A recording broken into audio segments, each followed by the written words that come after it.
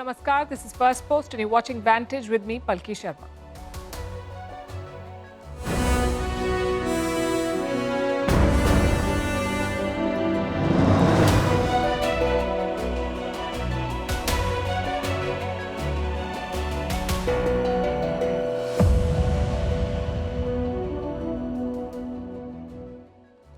In a hysterical presser at 2 a.m., Pakistan claimed that India would retaliate in 24 to 36 hours.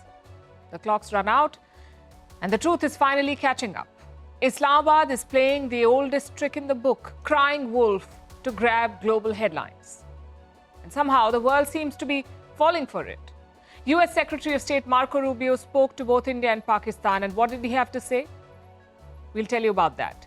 Meanwhile, in Islamabad, the mask is off, the military is done pretending, they're openly calling the shots by appointing the sitting ISI chief as the National Security Advisor. How is Pakistan protecting their biggest asset, the 2611 mastermind Hafiz Saeed? And why are tensions heating up at two borders? In other news, the first edition of the World Audio, Visual and Entertainment Summit, or WAVES Summit, took place in Mumbai today. How will it boost India's media and entertainment industry? The US and Ukraine have signed the long-awaited minerals deal. The US is reaching out to China for a trade deal. And what is the new wine fraud that is taking over the French capital? All this and more lined up. The headlines first. Iran condemns the US decision to slap new sanctions on the Islamic Republic, calls it economic terrorism. Washington has imposed sanctions on 7 companies involved in selling Iranian oil. This comes just days before another round of nuclear talks between the two countries. Bangladesh begins 3 days of mass political rallies. Rival groups will be staging demonstrations in the capital Dhaka to drum up support before the much-anticipated election. Polls could be held as early as December or at the latest by mid-2026. Former Prime Minister Khaleda Zia's Bangladesh Nationalist Party is tipped to win this election. North Korea and Russia begin building their first road bridge. The deal was sealed during Russian President Putin's visit to North Korea in 2024. The bridge will connect Russia's Far East to North Korea's northeastern region. Since the Ukraine war began, Pyongyang has deepened its military and political ties with Moscow. Paramilitary shelling hits the Sudan's presidential palace in Khartoum. It is the second such attack on the capital in a week. On Saturday, the Rapid Support Forces, or RSF, targeted the Army's General Command headquarters. The paramilitary RSF has been at war with the Sudanese army for more than 2 years. And Japanese police arrest a man for plowing his car into primary school children. This incident took place in the western city of Osaka. 7 children have been injured. The suspect faces attempted murder charge.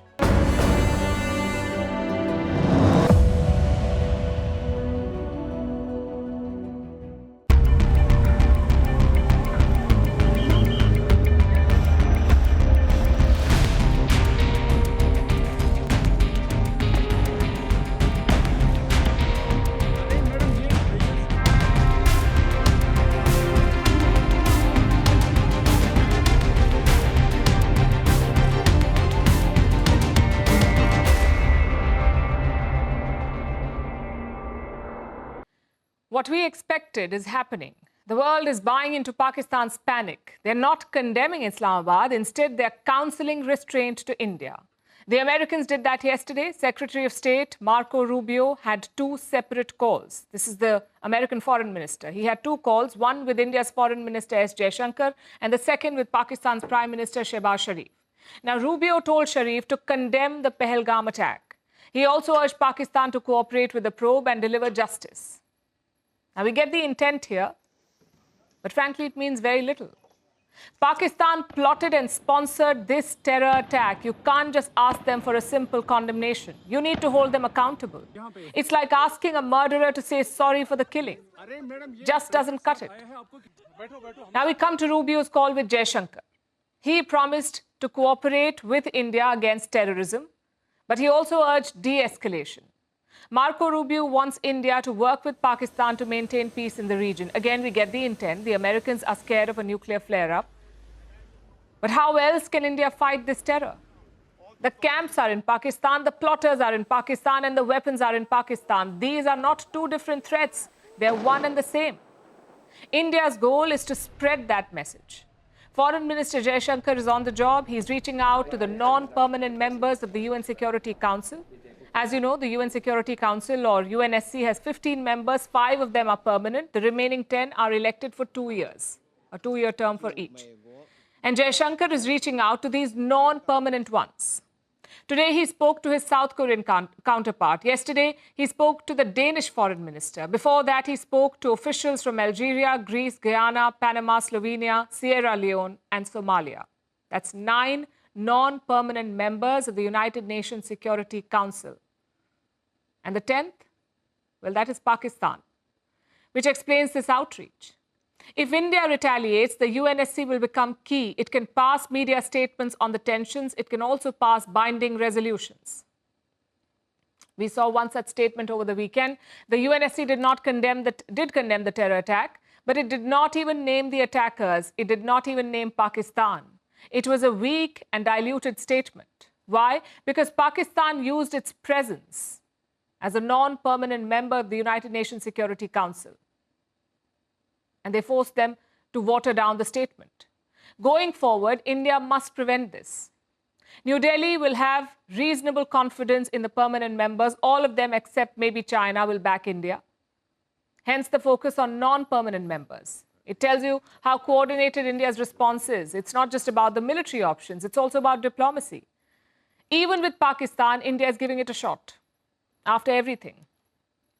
On Tuesday, Indian and Pakistani military officials spoke on a hotline. Now, this is a call that happens every week, but this time it had extra significance because Pakistan has been firing across the line of control. India warned them against continuing this. But no luck. Firing was reported on Tuesday night and Wednesday night.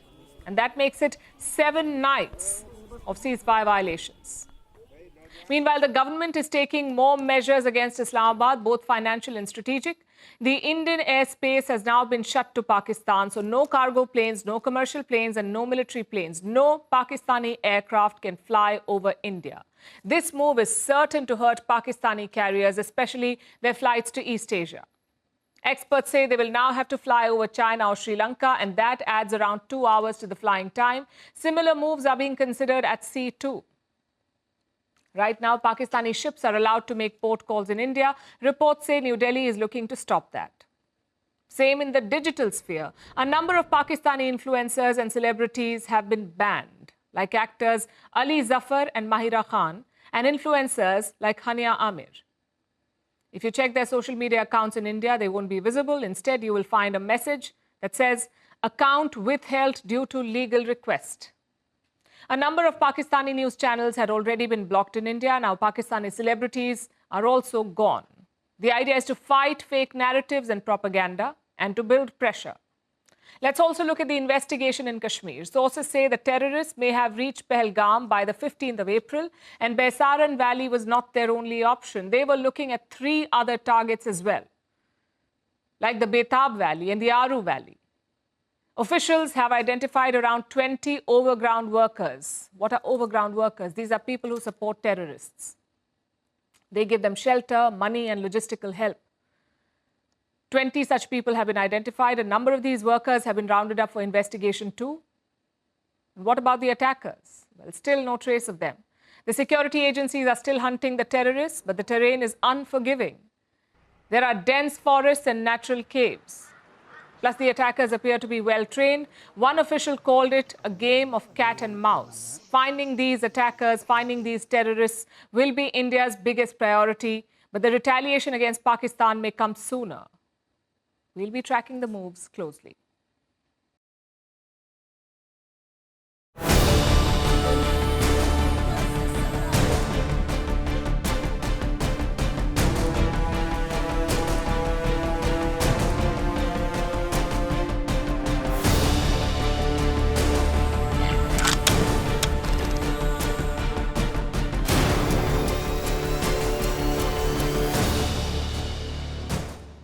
We've always known who really runs Pakistan.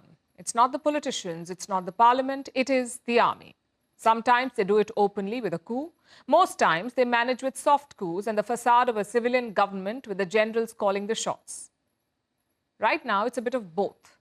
Yes, there is a civilian government in place, but the military is not whispering orders behind closed doors anymore. It has grabbed the microphone and appointed a new National Security Advisor, NSA. It's this man, Lieutenant General Mohammad Asim Malik. Malik is the son of a three-star Pakistani general. He was a top-performing cadet during his training. He then went to the Royal College of Defence Studies in London and Fort Leavenworth in the United States. He commanded an infantry brigade in Waziristan. But he hasn't commanded a corps, which makes his career trajectory even more interesting.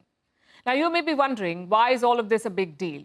Why are we talking about this NSA appointment in Pakistan? It's because Malik already has a day job. He is the head of the ISI, Pakistan's powerful and infamous spy agency. Malik was made the ISI chief last September, and now he is also the NSA, the National Security Advisor. So the same man now controls both intelligence and national security in Pakistan. It shows you how much the army likes him. Clearly, he has the confidence of Army Chief Asim Munir. And mind you, it's the first time that something like this has happened. In the past, Pakistan has appointed former generals as NSAs. Like in 2021, General Nasir Khan became the National Security Advisor of Pakistan. But this is the very first time a sitting ISI chief has become the NSA. You see, the NSA is usually a civilian advisor coordinating on national security. He is appointed by the Prime Minister, technically. The ISI chief is a military advisor. He is appointed by the army chief. Pakistan has decided to combine the two roles now. Yes, the budget cuts are hitting national security. But jokes aside, why now? The timing couldn't be more telling. More than a week ago, 26 people were gunned down in Kashmir's Pahalgam. Pakistani terrorists were behind this attack. India is readying a response, so Islamabad is circling the wagons. But to understand why, you have to look at their political ecosystem. This NSA position has been empty since 2022. It was a casualty of the PTI government collapse. Pakistan did not really need a national security advisor. Their army already runs the show. So Malik's appointment is not about filling a gap. It signals at something deeper, a crisis of confidence in the government. Pakistan's economy is flailing, domestic unrest is brewing, they're begging the IMF for more loans. And amid all of this, they face the prospect of punishment from India. So the army has decided it can no longer afford the illusion of shared governance. No more pretending to respect the civilian role. No more polite gestures towards democracy. The generals have made it clear, we are the state. In most democracies, the intelligence chief is usually like a ghost, powerful, but lurking in the shadows. But in Pakistan, that ghost has stepped into the spotlight. The rest of the world should stop playing ostrich and see Pakistan for what it is, a military state that uses terrorism as a policy tool. Now let's talk about Pakistan's duplicity. A country that claims to fight terror is quietly shielding terrorists. Several reports have emerged and they are unsettling. Pakistan has increased the security of this man, Hafiz Saeed, the founder and chief of Lashkar-e-Toiba, the mastermind of the 26/11 Mumbai terror attack, and a globally designated terrorist. Why is Pakistan beefing his security? For the whole world, Hafiz Saeed is a terrorist responsible for the death of innocent civilians. But for Pakistan's army, he is a VIP. Reports say the army has quadrupled Hafiz Saeed's security. Former SSG commandos have been deployed for this. Drones keep an eye in the sky. High-resolution CCTV cameras have been installed. All roads leading to Hafiz Saeed's house have been blocked. The area has been declared a no-drone zone. And all of this is happening in the thick of Lahore, in a densely populated residential area called Mohalla Johar Town. That is reportedly where Hafiz Saeed lives, where he's under Pakistan's so-called house arrest, serving a 46-year prison sentence for terror financing. All on paper. Islamabad calls it a sub-jail. But let's be real, this is a fortress. Basically, Pakistan is giving state-level security to a terrorist. And how do they justify it? By saying that Hafiz Saeed's life is under threat.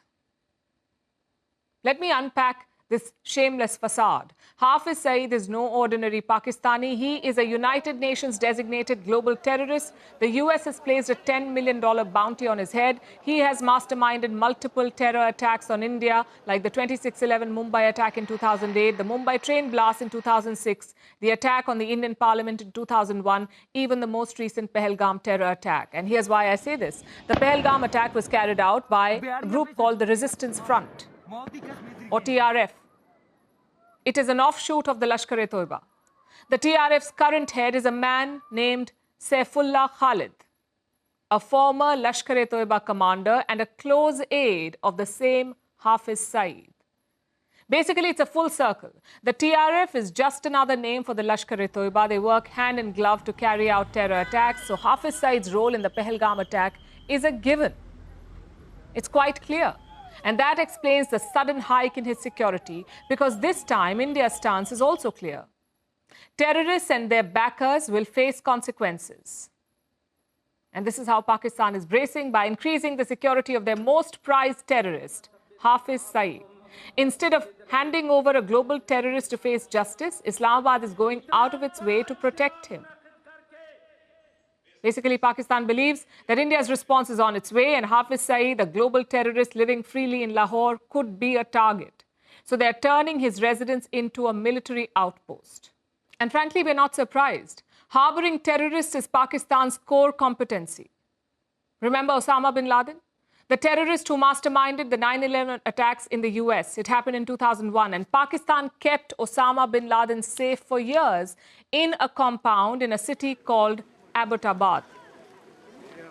Osama bin Laden was housed right next to a Pakistani military station. It took the Americans 10 years to figure that out. In 2011, they launched a special operation on Pakistani soil and avenged the 9/11 attacks. The rest, as they say, is history.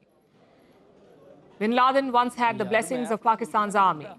Now it is Hafiz Saeed. For years, India has demanded his extradition, yet the world's most wanted terrorist lives freely in Pakistan.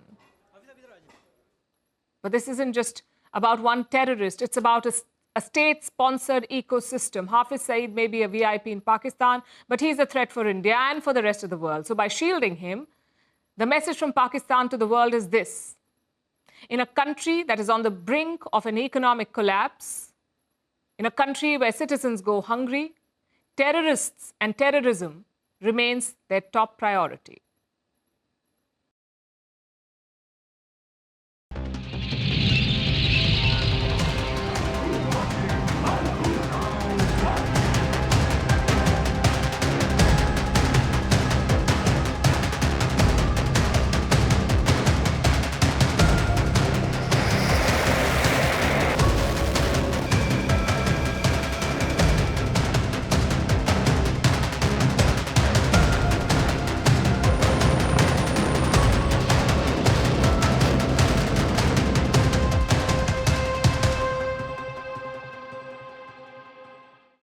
So Pakistan is protecting its most important asset, and that is Hafiz Saeed. What about the rest of the country?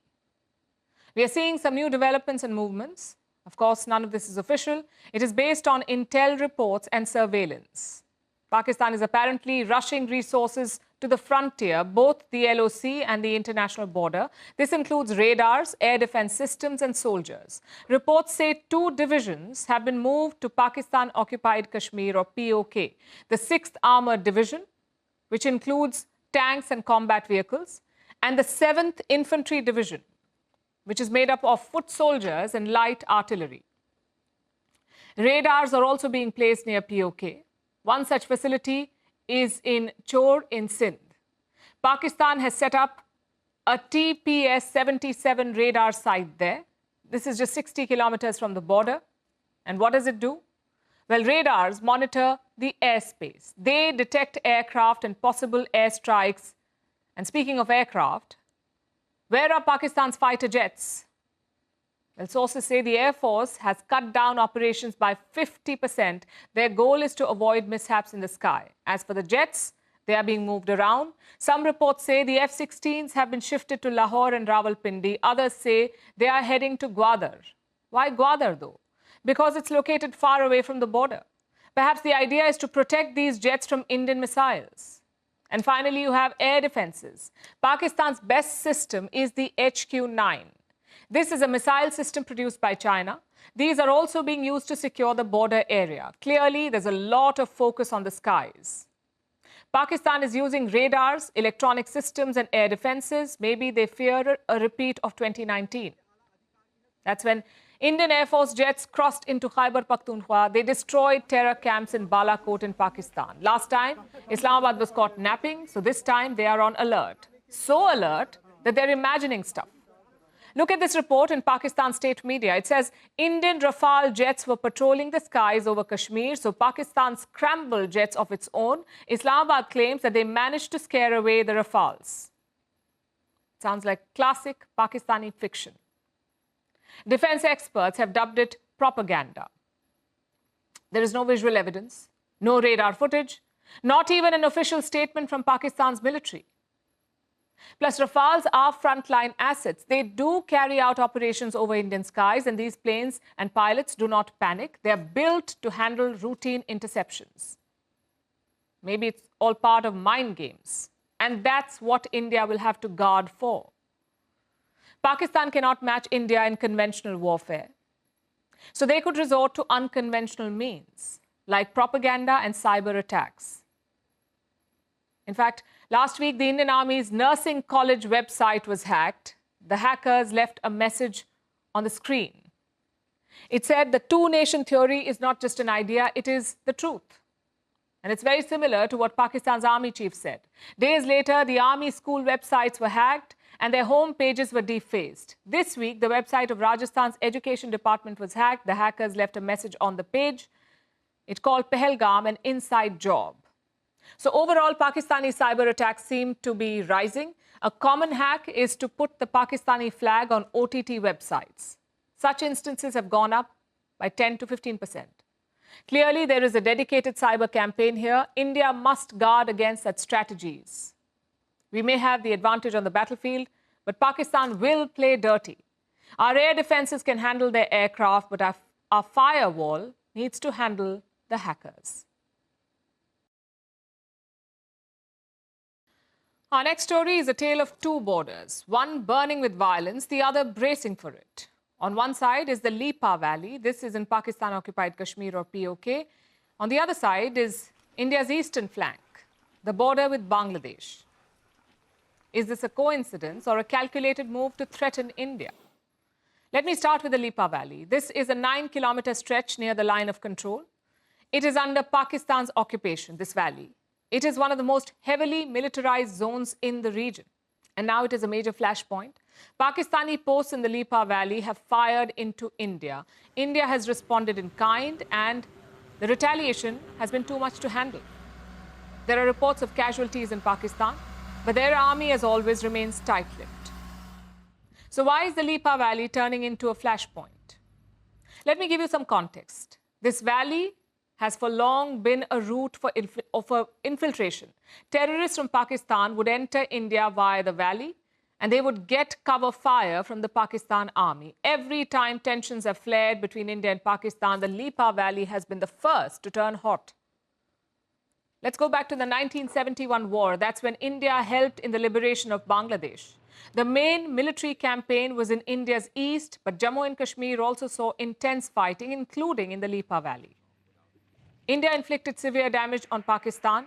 Pakistani military posts were destroyed. Indian troops even captured the whole of the Lipa Valley. Pakistan was eventually defeated in Bangladesh. 93,000 troops, 93,000 Pakistani troops surrendered in that war. The Shimla Agreement was signed, and India had to return the Lipa Valley to Pakistan. Fast forward nearly 4 decades to the year 2016. The Lashkar-e-Toiba attacked an Indian army camp. 19 soldiers were killed in Uri in India. India retaliated with cross-border raids. Pakistani posts in the Lipa Valley were destroyed again. Now the area is tense again. India's military planners are considering seizing the Lipa Valley. These are just reports as of now, but the storm is brewing. So that's the story of the first border we told you about, the Lipa Valley. Now let's shift gears to India's eastern front. That is the second border. This is India's border with Bangladesh. The Indian Army is increasing readiness along this border. The reason, you ask? Pakistan, of course. Indian intelligence has issued a warning. There's Pakistani presence in Bangladesh. This includes ISI and army officials. Indian agencies believe that Pakistan is reaching out to radical Islamists in Bangladesh. There are whispers of sleeper cells and extremist groups. And look at the timing of these warnings. They come after tensions flare between India and Pakistan. Is Islamabad looking at a second front? Well, there have been signs. We told you about ISI chief Asim Malik on today's show. Pakistan's recently appointed NSA, that's Asim Malik, he was in Bangladesh in the month of January, and he met Bangladesh's army chief in Dhaka. And the two agreed to increase military cooperation between Pakistan and Bangladesh. The result is this. Bangladesh has opened its doors. Pakistani army officials reached Dhaka in February. They are now training the Bangladeshi army. An irony just died 1,000 deaths. Pakistan was once the oppressor in Bangladesh. Their army, the Pakistani army, mass raped women and carried out a genocide in Bangladesh, and now they are training the Bangladeshi army. India has raised concerns about this. Intelligence agencies are also sounding the alarm. The truth is that Bangladesh under Mohammad Yunus remains shaky. Radical Islamist outfits have become popular, like Jamaatul Mujahideen and Ansar al-Islam. Given the Pakistan Army's affection for radicals, they could mobilize threats in Bangladesh. So India is not taking any chances. The army has increased patrols along the Bangladesh border. The message from New Delhi is this: there will be zero tolerance. So what are we looking at? Two separate incidents on two separate borders, one along the LOC, the other along Bangladesh. But they have markers of coordination. For now, India is watching every move on both the fronts, Pakistan to the west and Bangladesh to the east. Pakistan says it is a victim of terrorism, but the evidence against it is overwhelming. From Osama bin Laden's hideout in Abbottabad to Hafiz Saeed roaming freely in Lahore, from Lashkar-e-Toiba to Jaish-e-Mohammed to the Resistance Front, every group is raised, armed and blessed by Rawalpindi. The United Nations says 12 global terror groups are based in Pakistan, and they have been supported by the Pakistani army. For years, Pakistan has said that it is fighting terrorism, but all they have done is fund terror factories. Governments, international agencies, think tanks, even Pakistanis themselves have shared evidence of Rawalpindi's role in spreading terror across the world. Our next report brings you more. Over the years, the world has spoken about Pakistan's support for terrorism. Whether it's keeping the mastermind of the 9/11 terror attack, Osama bin Laden, in a safe house next to a Pakistani army base, or increasing security for the 26/11 Mumbai attack mastermind Hafiz Saeed at his Lahore residence. State-sponsored terrorism has been Pakistan's forte. From foreign governments to international agencies and even Pakistanis themselves, Pakistan's role in spreading terrorism is a well-known fact. Let's start with the puppet masters, the generals in Rawalpindi who run the show. No confessions can top the ones given by Pakistani army chiefs. In 2018, then Army Chief General Qamar Javed Bajwa shocked the world. He said Pakistan's army and intelligence services knew how to work with good terrorists and bad terrorists. Even former Army Chief and President Pervez Musharraf accepted Pakistan's role in supporting terrorism. Musharraf admitted that Pakistan trained and equipped the Lashkar-e-Taiba. So the Pakistani army, which has been accused of funding, training and supporting terrorists, have openly accepted their involvement. There's a popular saying, countries have an army, but the Pakistani army has a country. So when the Pakistan army paves the way, the country follows. In 2019, then Prime Minister Imran Khan visited the United States, where he accepted that Pakistan had trained the global terror group Al-Qaeda and other jihadist outfits. He also acknowledged that there were thousands of terrorists on Pakistani soil. Similar declarations were made a year prior in 2018, when then Prime Minister Nawaz Sharif opened a can of worms. He publicly acknowledged that dozens of terror groups were operating in Pakistan. Only he preferred to call them non-state actors. When the army and the political brass have made peace with Pakistan supporting terrorists, why should the terrorists themselves not speak up? In 2011, Syed Salahuddin, then chief of the Hizbul Mujahideen, openly declared that his group operated from Pakistan. Hizbul Mujahideen is the same group that's a designated terrorist outfit by India, Canada, the United States, and the European Union. In fact, Pakistan's own terrorism investigation agency confirmed that Lashkar-e-Taiba terrorists that carried out the 26/11 Mumbai attacks trained on Pakistani soil. And there have been other forms of evidence that point all terror-related fingers at Pakistan. Like books written by former ISI chief Asad Durrani, where he accepted that Islamabad supported Hafiz Saeed. Pakistani political scientist Aisha Siddiqa, in her book, wrote about how the Pakistani army funds extremist groups. There are hundreds of books and thousands of papers that share evidence about Pakistan's support for terrorism. The United Nations says that at least 12 global terror outfits are based in Pakistan. From Lashkar-e-Taiba to Jaish-e-Mohammed to Hizbul Mujahideen, the Pakistani army has been involved in raising, funding and arming them. Pakistan's state-sponsored terrorism has been exposed with overwhelming evidence. The only thing missing is an official ministry for terrorism.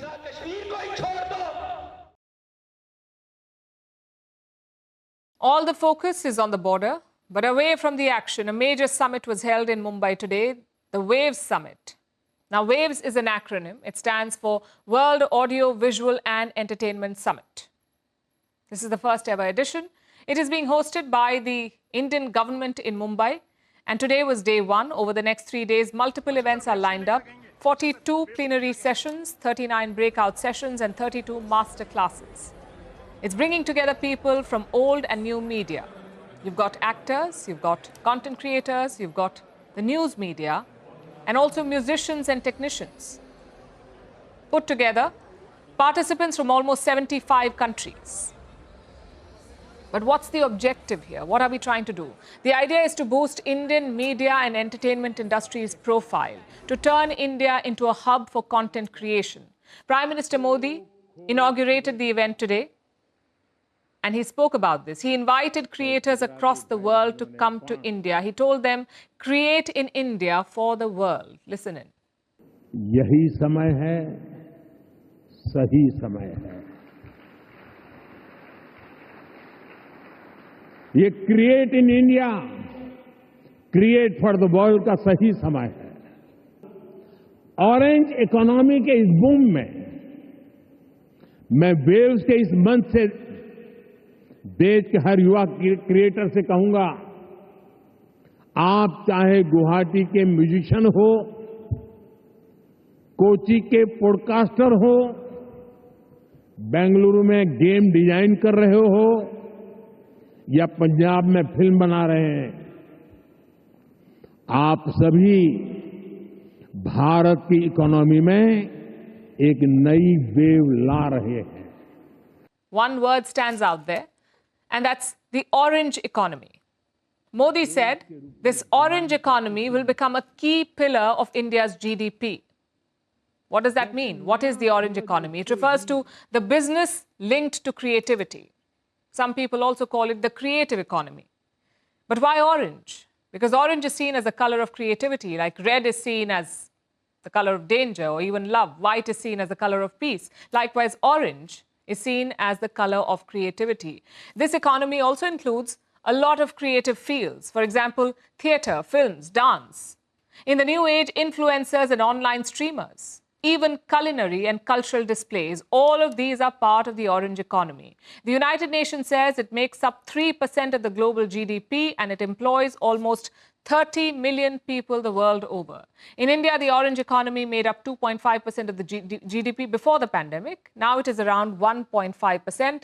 Chances are these numbers will surge ahead because creativity has so many platforms now. You've got multiple social media apps. You've got streaming platforms like YouTube. So the reach is infinite. The question is, where does India figure in this race? Traditionally, we have looked at creative arts in a very specific way, whether it's movies or dance or art forms. We see them as a soft power tool, a chance to take India's culture to the world.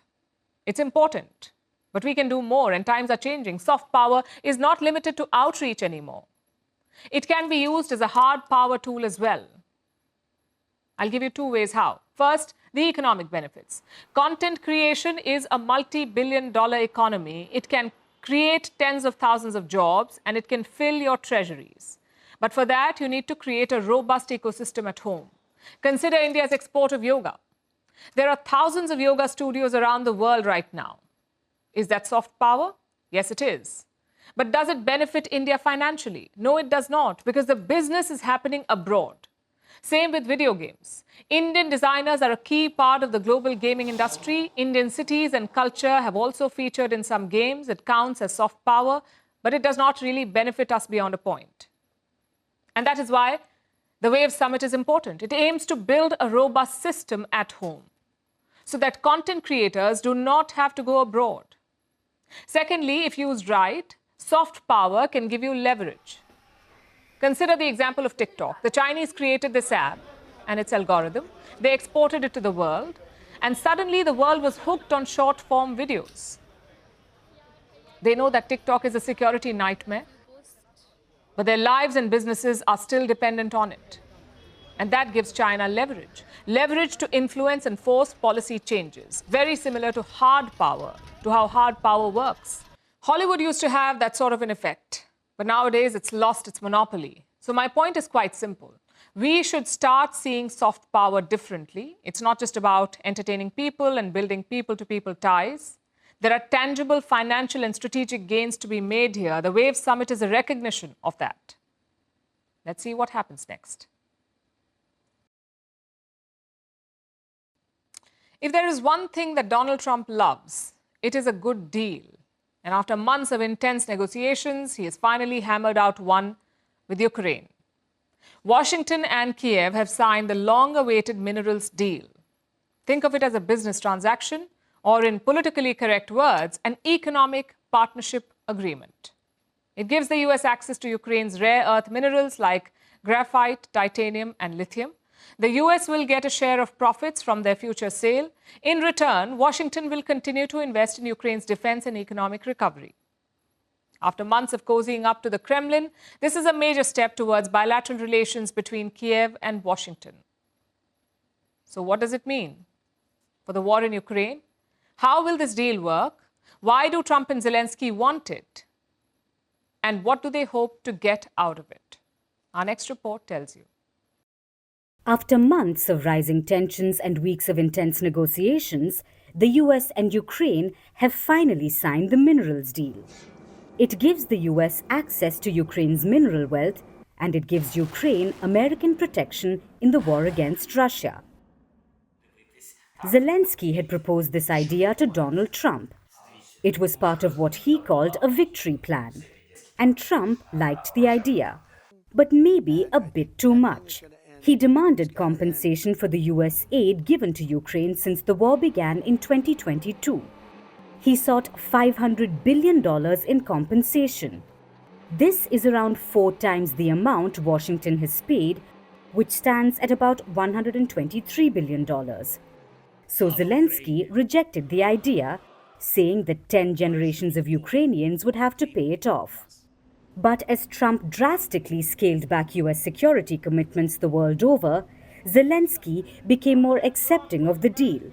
The initial agreement was due to be signed in February this year, but it fell apart after a heated exchange in the White House, with Trump accusing Zelensky of gambling with World War III. Negotiations turned bitter. But a breakthrough was achieved at the Pope's funeral last week. Trump and Zelensky had a face-to-face meeting on the sidelines of it. Zelensky managed to eke out some concessions, and voila, the deal has come through. So, how will it work? The US and Ukraine will establish a joint reconstruction investment fund. Each side will have equal voting rights. It will allow Washington and Kyiv to share profits from the future sale of Ukraine's mineral and energy reserves. The deal will finance mineral, oil and gas projects in Ukraine for the first 10 years. The resources will remain the property of Ukraine, but the profits will be distributed between the partners. What do the two sides get out of this? For Ukraine, this means not having to pay back any so-called debt to the United States. It will give Trump an economic incentive to continue to invest in Ukraine's defense, or in other words, security assistance. The fund will also spur Ukraine's economic recovery from the war. As for the United States, the benefit is rare earth mineral riches. Ukraine has vast reserves of critical minerals like graphite, titanium, and lithium. They are highly sought after because they are used in the production of electronics, renewable energy, military weapon systems, and so on. The global production of these rare minerals is strategically important, and it has long been dominated by China, where 90% of the world's current rare earth stocks are sourced. So, amid the ongoing trade war, the United States has been desperate for an alternative, and it has finally found one in Ukraine.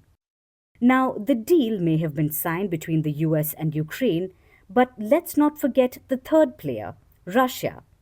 Today's agreement signals clearly to Russian leadership that the Trump administration is committed to a peace process centered on a free, sovereign, and prosperous Ukraine over the long term. It's time for this cruel and senseless war to end. The language used in the deal is a showcase of solidarity towards Ukraine, more than what's usual for the Trump administration. It comes amid Trump's growing frustration with Putin over ceasefire talks. The deal refers to the war as Russia's full-scale invasion and calls the Kremlin the Russian war machine. It's clear that with one signature, the deal has given Trump a personal stake in Ukraine's fate. It has given Ukraine a big guarantee to brave the war. But until Russia joins the US and Ukraine at the supposed peace talks table, the fate of this gruesome war continues to hang in the balance.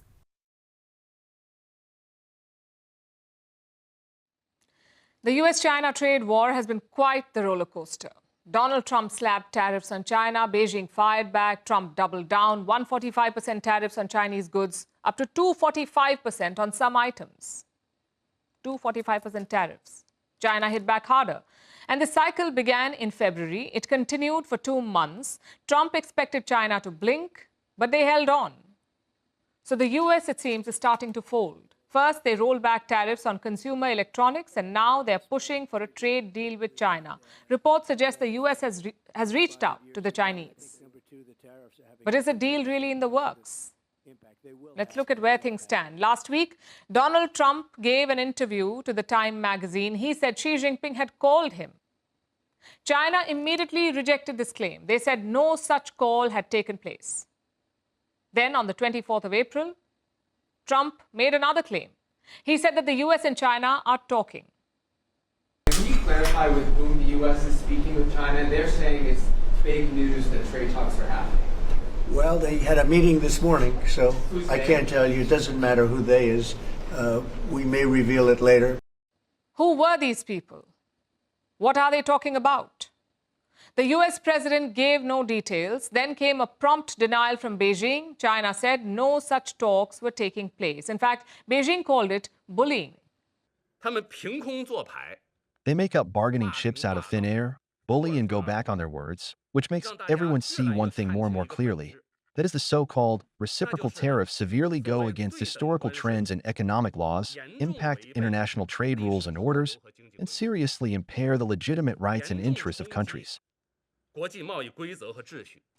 On April 28, Trump's Treasury Secretary was asked about this. He said the onus was now on China, that they must dial down tensions. So Washington was constantly changing its stance. Beijing was constantly denying talks.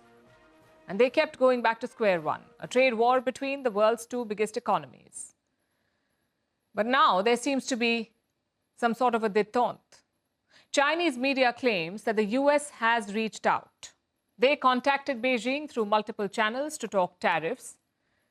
And what has China's stance been like? Well, they haven't said anything explicitly, but their state media is softening its position. They say that there is no harm in talking, that engaging with the United States is okay. So there are some signs of a truce, or they're working towards a truce. But it's not happening fast enough because Trump's tariffs were announced last month. And since then, the US economy has been reeling. It has contracted for the first time in 3 years. The GDP decreased by 0.3% in the first quarter. Inflation is soaring, and it is all because of Trump's tariffs. US businesses are yet to feel the full impact of it, but the tensions have already hit exports, especially that of soybean. Cargo shipments from China have also plummeted, but Trump remains confident. He says it is Beijing that will feel the blow. I know that China is doing very poorly right now. I just saw some reports coming out, and I don't want that to happen to China. I like the president a lot, President Xi. I don't want it to happen. I was actually saddened to hear it, but they are getting absolutely hammered in China. But is China really feeling an impact? President Xi Jinping says Beijing won't back down. China's foreign ministry even released a video. It said it would never kneel down to the United States. The U.S. has stirred up a global tariff storm and deliberately targeted China, playing a 90-day pause game with other nations. Kneeling only invites more bullying. China won't kneel down. But what about the economic impact? Well, right now, Chinese businesses are looking beyond America. They're choosing other markets like South America and West Asia. But that does not mean that the Chinese economy is immune to all of this. There is a slowdown in manufacturing in China. Export orders have plunged. So the first signs of damage are there. It could only get worse in the coming days and weeks. So where does that leave us? Right now, both countries are stuck in a strange kind of limbo. The US is trying to look tough, but it's clearly hunting for an off-ramp. China is pretending to not care, but make no mistake, it is watching every move. Both economies are bleeding. Neither wants to be the first to blink, but someone will have to. Now, we don't know who that will be, not yet. But if you squint at the signs, they seem to point to Washington. In this first round, America came calling. China let the phone ring. And sometimes in diplomacy, as in dating, that says everything. Imagine this. You're having lunch at a cafe in Paris, enjoying a glass of wine, but it's not the fancy wine you paid for. You've been scammed. It turns out this happens more often than we realize because apparently wine fraud is rife in the French capital and tourists are usually the victims. Cafes have been caught doing this, covertly pouring cheap alternatives in place of the premium wines that customers paid for. And if this is appalling, let me tell you, it gets worse. Some cafes collect leftover wine. They put it in a single bottle and then serve it during happy hours. This is a not-so-happy finding of a recent investigation. So what's behind this wine crime? And if you visit France, how can you avoid being duped? Here's a report. A trip to France doesn't get more French than wine. Whether it is a glass for the good times or a sip to challenge your palate, wine is an essential part of French culture, politics, and society. It is the way into a French person's heart. So, wine has found its way into the itinerary of almost every tourist visiting Paris. But what if the pricey plunk is not worth the cost, quite literally? Have you heard of repotting? It is a technique that involves switching out the wine a customer has ordered with the contents of a more budget-friendly bottle.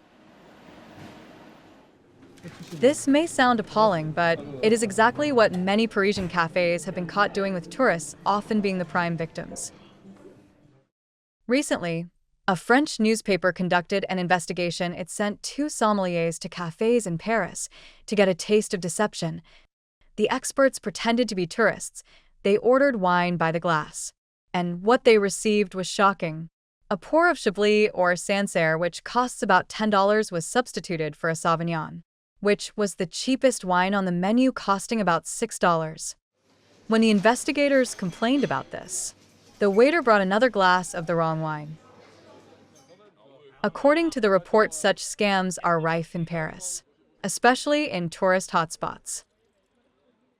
Waiters covertly pour cheap wine in place of the premium glasses paid for by customers. And it gets worse. Sometimes they put leftover wine in a single bottle and serve it during happy hours. Waiters at restaurants and bars have confirmed this practice. They say that it is widespread, and it happens for a range of reasons. Bosses often encourage this wine fraud to maximize profits. Waiters sometimes want to avoid opening expensive bottles, which can spoil if left open for long, and tourists rarely discover the trick. This may sound like mastermind manipulation to cut costs, but if found out, restaurants will have to pay the price. In France, cheating customers over wine is punishable by law. It comes with 3 years in prison and a fine of about $34,000. That said, it is hard to impose. French authorities have been fighting wine fraud for centuries now. Inspectors check serving practices regularly, but their resources are limited. And there are more than 60,000 restaurants, cafes, and bars in Paris alone. So, if you are planning a trip to Paris, how can you be more careful during wine o'clock? You can insist on having wine poured from the bottle in front of you, with the label visible, as is required by law. After all, being cheated out of high-end wine doesn't just hurt one party. Experts say that the repotting scam rebounds on the restaurants and wine producers as well. It spoils the image of fine wine and often pushes customers to order less of it. So the disappointment goes both ways. Especially when wine consumption is falling the world over. France is one of the key global producers of wine, but last year, 3.6% less wine was consumed in country. So the repotting scam may save cost, but it also leaves a bad taste at a time when wine is already in the red. And now it's time for Vantage Shots, images that tell the story. Turkish police detain hundreds of May Day protesters in Istanbul. Floods and storms batter New Zealand's capital as it is hit by the strongest winds in a decade. And for the first time, a virtual boy band enters the prestigious Billboard 200 global chart. Finally, we are taking you back in history. On this day in 1889, May Day was first observed as a labor holiday. The origin is linked to the international labor movement, especially the movement for 8-hour work days. Today, it is celebrated across the world to mark the achievements of workers. We are leaving you on that note. Thank you for watching. We'll see you tomorrow.